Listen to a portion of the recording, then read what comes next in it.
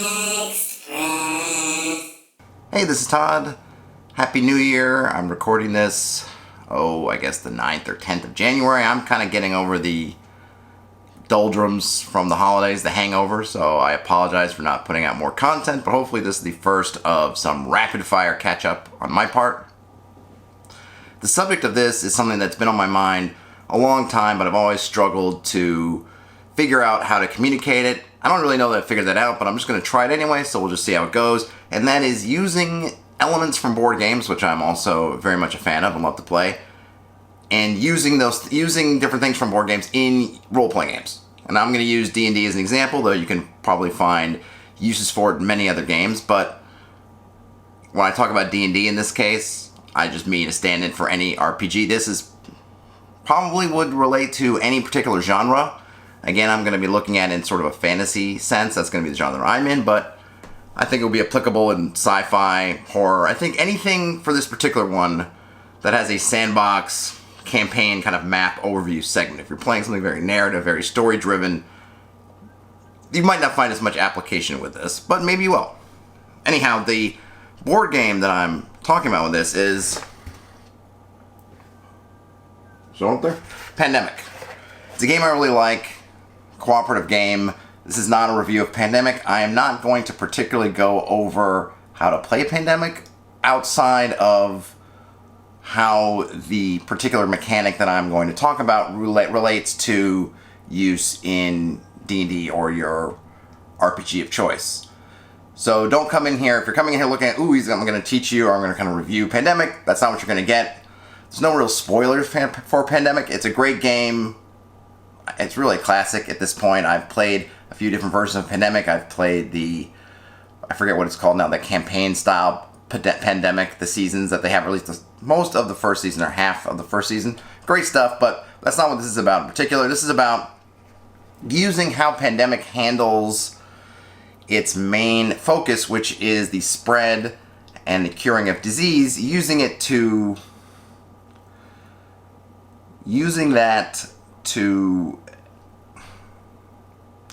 simulate the growth and expansion of factions in your D&D game. So I'm going to switch the camera angles so you can see the board, which is sitting on my table right here. There's the board. I think I might have been a little too fast. There's the board. So give me a sec. I'm going to switch camera angles so we can look at the board, and I will take it from there. And give me a moment to switch camera angles so you can look at the board better, and then we'll dig into exactly what I'm talking about in terms of what you can take from Pandemic and potentially use in your campaign. So hold on one sec, and we'll be right back. Alright, so here we're looking at most of the map of Pandemic. You will see that it's split up. It is a map of the world. You can see most of it here. You've got major cities on there with lines connecting them. And you can see also that there are different colors. We have red, we have black, we have yellow, and we have blue. In Pandemic, these represent contagion diseases. Become a nice petri dish as well. Not the original game, I think maybe depending on the version you get, but one of the expansions gives you the petri dishes, which I have. Big cubes in there. These all represent diseases that are spreading throughout the world. The color pertains to the main area, essentially the home territory for this disease. So the red disease in Eastern Asia, Eurasia, and the Indian subcontinent, black, parts of Africa, Central, a little bit of North America, and South America are yellow, and the other parts of North America and Europe are blue. During the game, you periodically have this thing they call the infection deck, just a little bit cut off up there, but you can, that's where it goes, and they will have cards. You'll flip over cards, they will tell you which cities are infected. So every turn, and in Pandemic, things get worse. Sort of the longer you go on, the more bad things happen, and they tend to make more bad things happen. So you'll flip over different amounts of cards, but at any point at the time you're flipping over some part of cards, and you'll say, okay, there's Baghdad. You will find the black cubes for Baghdad, and you will put one on Baghdad. Then you flip over another card. All right, we've got Johannesburg, so we find Johannesburg.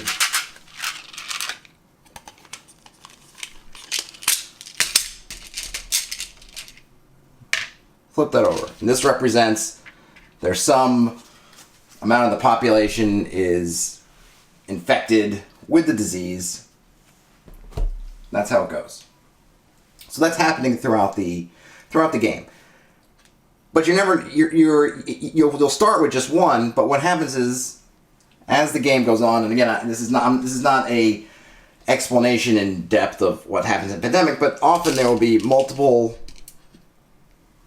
infections will arise in the same city. It usually happens through a special card which resets the amount the cities that have already been infected and kind of puts them on top of the deck so you're more likely to pull them again, or you have to pull them again before you get to new cards. The upshot is that you end up spreading more diseases in the places that already have them.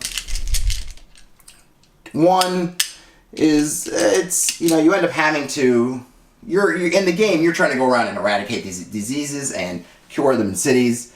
Usually if there's one disease there, you're going, okay, we got to keep an eye on it and we know it's been hit, but we're all right. Two, maybe we're keeping an eye on it and we got to pay attention to it a little more. When you get to three, that's where you start to get nervous, because if there is another outbreak that hits the city through whatever means, it causes I don't know what they call it, an explosion. There's a name for it, but basically it's just a big outburst. And what happens on that explosion is if Baghdad explodes, or I don't know, again, I'm forgetting the word offhand. I could look it up, but I don't want to stop to look.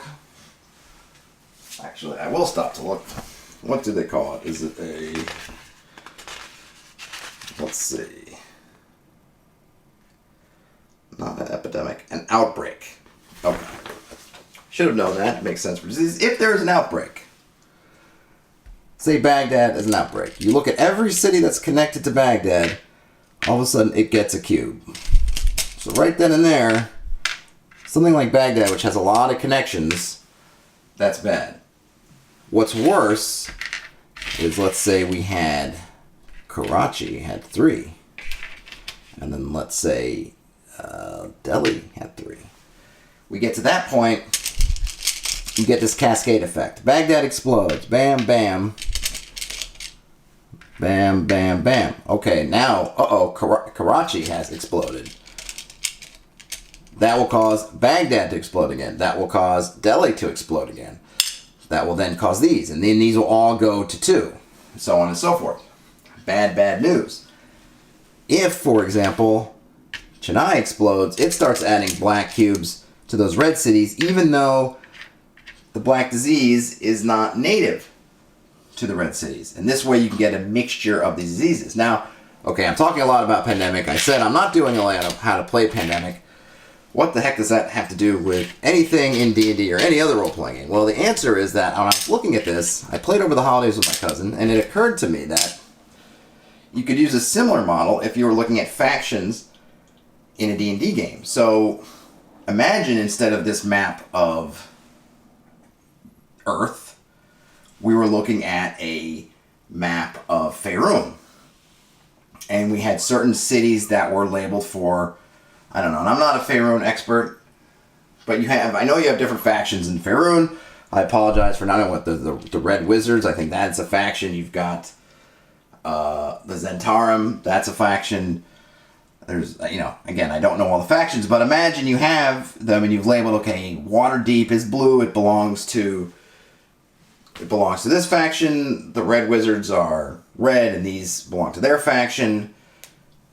We kind of divvy up the major towns and cities along the map into these different factions, and we can use the roads and whatever transportation methods to connect them however they are. Just use the existing connections, or we can imagine what the most direct connections. Obviously, in pandemic, we have air travel, so you can have something like Jakarta to Chennai as a natural match, or going from Cairo to Riyadh works because of air travel. Not that you couldn't have this, but maybe in a fantasy game there would be a city here that would represent a port to go across this narrow part of the sea, or you would have to go through Baghdad and then to Riyadh, or there'd be another city over there. However it works in your fantasy realm, or these could be star systems, right? You could really just take off the map here and look at it and put whatever map you have underneath it, move the places around to fit places in your world, whatever world that is. Suddenly you've got, okay, now we have factions. Now instead of this just being a yellow disease, now that means something. What is yellow? If imagine a Cold War, maybe yellow is the CIA, red is whatever the Chinese Secret Service is, black is maybe the Israeli Secret Service, blue is the Russian Secret Service, whatever it is. Or these could be cults in Cthulhu. Maybe red is Cthulhu himself. I don't know enough of the Cthulhu mythos, chthonic mythos, to go over all the names, but again, you can see how you can take this general concept, which is using cards or some kind of random generation to create a dynamic movement of factions. Of course, this is all mechanical. In the game Pandemic, we just imagine in our minds that in Baghdad that there's a black cube here. It means that there's a lot of sick in Baghdad.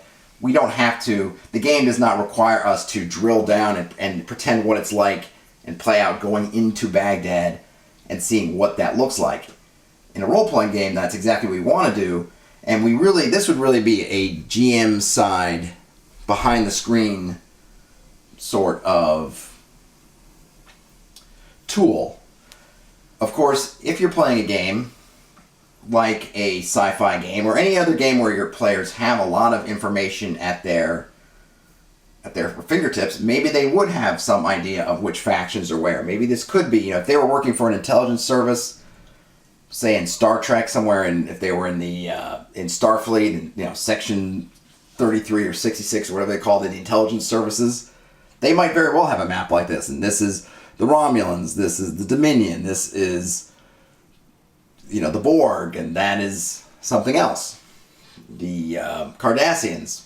And they might see that, we're getting an uptick in Cardassian activity in New Baghdad, in the Baghdad system. And we've got a little bit of Borg activity in the Khartoum Nebula, right? Same things apply. So there are a couple things, if you look at this, you go, wow, this is a great idea. How could I actually actualize this for my game? One, you have to have some kind of map somewhere that has these systems, has the either star systems or cities, these places where we're tracking, these centers that we're tracking. Got to have that. It doesn't necessarily have to be a map. You could have it could be a digital, it doesn't have to be a board, I guess I should say. It could be a map. You could have something in Photoshop or GIMP, anything else that you can put things on. You could use Excel or anything to track. It's nice to see it, right? It makes a nice visual. And obviously, if in Pandemic's place, you're playing it as a board game, so you need the visual. But if you are just going to have it behind the screen, so to speak, you really just need some way of tracking it. Now, you could ask, well, I could roll dice, or I could do something else. I could use some other method other than cards. Cards are nice because of this epidemic mechanic that they have. Like I mentioned earlier, when you're hitting cities, these go into a discard pile. So, okay, we've hit Taipei, we've hit Baghdad, we've hit Johannesburg. Those are going to go into a discard pile. I believe every city only comes up once, I think. Maybe twice. Maybe there's two in here. I think maybe it's only once. So you have all these cards represent all the cities. So you think if these are in the discard pile, you cannot activate them again. But as I mentioned, there's these epidemics, which are special cases that are actually drawn as part of the player's turn when they're drawing cards for their hand to help cure stuff and get special little abilities. They draw these epidemics. The epidemics cause you to then take these cards back, put them on top of your draw pile, pull a new city that becomes hyper-infected, and then you have to draw through the cities you've already been to. And that means that unlike dice, you end up with this distribution, whereas, yes, it's a one-time only thing until you get an epidemic, in which case you're going back through the ones you've already done, and you have to go cycle through all the ones you've already hit before you can hit new ones. There's probably a way to do that with dice. Certainly there would be a way to program it in if you were writing a little program. Maybe I will write a little web app to do that. That'll be a fun little exercise. But cards work for that kind of thing, where you have a discard pile, you have a draw pile, and then it lets you manipulate. So once something's in the discard, you know that it's not going to get hit again unless there's that epidemic. So how do you, if we're not having player turns in this case, what would an epidemic card look like? Or how would you trigger an epidemic? Which is fairly important, because if there are no epidemics, then there's no way to get more than one cube. There's no way to escalate the situation. How would you do that? Well, that, I think, in terms of a role-playing game, is, yeah, you could roll a die. I don't know what the odds are. I could probably figure it out. In the base game, depending on how difficult you're making it, there are 5 or 6 or 4 to 6 epidemic cards throughout the player's deck that they're drawing. I don't know what the odds are, but you could easily say, maybe you want to go with roll a 1 on a d6.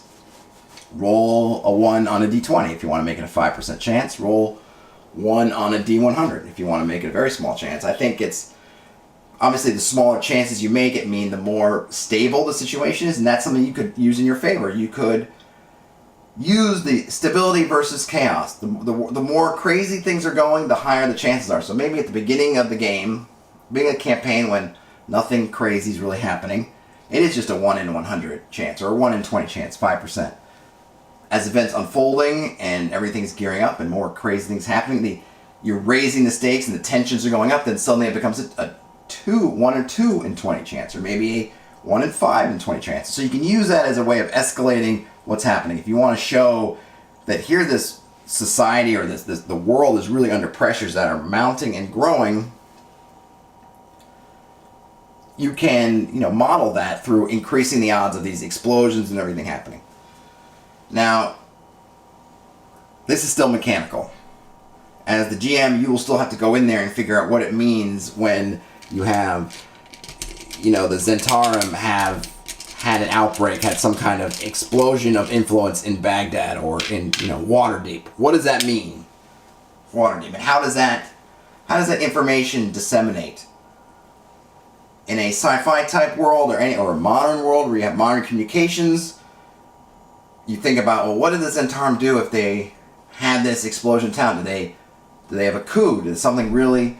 I think an explosion warrants something really, really visible. A lot of factions, they're operating behind the scenes, they're this, that, and the other, sneaky. I think when you get that explosion, it should be something where they've reached this boiling point of influence where they feel like they can raise that flag. We've gotten to the point where we don't need to be in the shadows anymore. It's that really big coming out party. So what does that mean?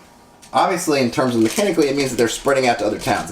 They've mastered or they've dominated that town to the degree, and it's caused their influence to spread. Actually, that wouldn't go there. Yeah, just ideally you're supposed to follow the roads. Before I didn't, so yes, I was wrong. If you exploded Baghdad, Moscow would not get infected. So please don't come at me, pandemic players, to point out my fault. I'm sure I'm making other mistakes along the way, but anyhow, you have to figure out what that means. If it's something big like that, I think that word would spread, right? If Waterdeep fell to the Zentarum, or someone from one of the council of whatever, the 12, or if I forget the ruling body came out was Zentarum, or some other big thing happened in Waterdeep, that's big news. It could spread, and then you could think about, well, what do the players do? What do these other factions do? How do all these people respond to it? And that's really the ultimate goal of this tool, is you're looking at it and you're saying, you may have pandemic cards, you may have a board, you may have the instructions, you can look through it. And, I just thought I had this stuff. Hey, how can this be leveraged for something else, right? How can I throw this in my toolbox? And this is what I came up with just off the top of my head. And I think it's a good way of showing how factions are going. It's a very easy way. Once you get your system up and going, once you've color coded your map, you've figured out which factions are where. If you have 4 factions, let's say, you could use a regular set of playing cards to pretty much determine which factions activate. You'd still need to, if you had, let's say, well, let me see, hold on. Alright, we got a set of playing cards here. Let's just hash this out right here. Right here, right now. We'll get rid of the face cards. All right, so we just want. So we know that we have, I don't know. All right, so we're going to deal with just the number cards. So we'll say that, we could say red is diamonds, or, whatever, we could say hearts. So we got these playing cards. So we know for this to work, you need to have 10 cities, 10 locations. Maybe there are more locations on there. Maybe figure out, you might have to make it work. But let's say we can just say we got 10. Well, that's what we'll say is you have to have 10 settlements of a certain size. And if we're using hex maps, and I love hex maps, and if you don't know, check out some of my other videos. You will learn I love hex maps. Instead of this could be a region, right? Instead of thinking of Baghdad as just a city, we can think of Baghdad as a hex region around that, which would help if we need to spread. If we think, wow, 10 sites, it's not a lot. Well, we could use these to represent larger geographical areas. Or if you wanted to shrink it down and use it in a microcosm situation, and you can use this if you want to do this in a city. If you wanted these to be neighborhoods instead of regions on a global scale, and you wanted to have turf wars, and that's how you needed some way to figure out where these different gangs were going and how they were interacting. This same type of system works. You're just shrinking the scale. You can blow up the scale to star systems, shrink it down to square blocks if you want, buildings, apartments, however it works. But we say whatever we're going to do, we're going to stick with 10. And unfortunately, with regular playing cards, we only have 4 suits. So we'll pick the 4 biggest factions, and we could have sub-factions. However, if you really want to get in the weeds on it, you can. But I think 4 factions is a good number. And again, if you have less than 4, that's fine, because you can just take those cards out of the deck. Just take spades or clubs or whichever one you don't want to use out of the deck. Leaves you with 10 locations, each one belonging to each faction. Every time you're on a faction turn, and you can define a faction turn however you'd like, you're going to pick a card, and you will then code which city matches ace, which one matches 2, which one matches 3 down the line. So each one of these will have a code, will correspond to that place. You pull it out. You can roll a die. Oh, this is a 1, so this explodes, so I will put this back on the deck, do whatever, and then this is going to kind of get a double pop. Keep going. So you don't even really need to make a custom set of cards, per se, to use cards to do it. You really just need to have a cipher, just a code, to then translate that to regular old playing cards, if you have those. You could probably use I know that there are other types of decks of cards. You could probably figure out how to make it with tarot cards if you wanted to. You could probably, anything that's got basically different suits and different, it basically has 2 things, right? Some kind of number or letter or symbol, and then some other kind of identifier that gives you groups, because we need the groups for the faction and we need the symbols for the places. As long as your deck of cards or whatever you have has something like that, and some way of discarding them and then bringing them back, which again, dice don't have to my knowledge, but maybe there's a way to make that work. You can do that. And there you have a way to dynamically generate movement and operations of factions. Again, it's really high level. It's not telling you what the factions are doing. It's not telling you at whose expense they're doing it. That's all going to have to come from your imagination. You could probably generate some random tables if you need to want to figure out if things were they take over a government, they obtain some obscene amount of wealth, they infiltrate a church there to the highest levels, whatever it means, and you might need to adjust those particular factions given their interests. If it's a mob, maybe it's all about money centers and how they're dominating trade, things like that. If it's thieves guilds, that might be, again, it would be more thievery based. If it's a church organization as a faction, that might be how much they've gotten the ruling families, whoever runs the earthly management. Maybe they've been able to get them all over and indoctrinated in the church. Whatever that means, you have to figure all that out. But when you're looking for ways to add dynamism to your world, this is once you got it set up, a very easy way to do that. I think it gives you a lot of bang for your buck. You don't need to own Pandemic. All you need is some way to track your factions, some way to track where they are, right? A simple map or even just a list of cities and how they connect to each other. And you can even ditch that if you wanted to. If you really just wanted to have it all be, hey, whatever's nearby, you just look on your map and go. You can. You don't have to use these kind of maps. You don't, these kind of lines of travel if you don't want to. It adds a little wrinkle. In the game, this is also moved for movement, so it does add something to it. When, if as a player I'm in Baghdad, I can't just go to Moscow in one jump. I got to go two. And that's meaningful in terms of the game Pandemic, but if it's not meaningful to you and you just want to use the overland travel and hex rules that you have or some other method, and if everybody's sci-fi and they've got dropships and warp drive and hyperdrive, then it may not be meaningful, so just make those tweaks wherever you want, but there's the system. Pandemic, great game. I think it's got something to offer for your RPG. If you've got Pandemic in your closet and you haven't played in a while, brush it off. Take a look at it, see how it can work for your game. If you do use it some way, I'd love to hear how you've used it. I have not tested this myself. This is purely at this point, a mental exercise, but I might put together a web app if I have the time to kind of set that up, at least give it a test run that way. If I do that, I will maybe post another video about it. I will certainly link to this video if I do something like that, but I think there's something here. If you've been wondering how to get factions in your game and how to manage it and how to figure out how they move around and what they do, and you don't have inspiration, or you find you struggle with that inspirational part and they end up just being statically in different places, here's a great option to get them moving around the map and causing mischief and aiming for world dominance, as any good faction should. I will switch back for some final thoughts from the map, so just give me a sec.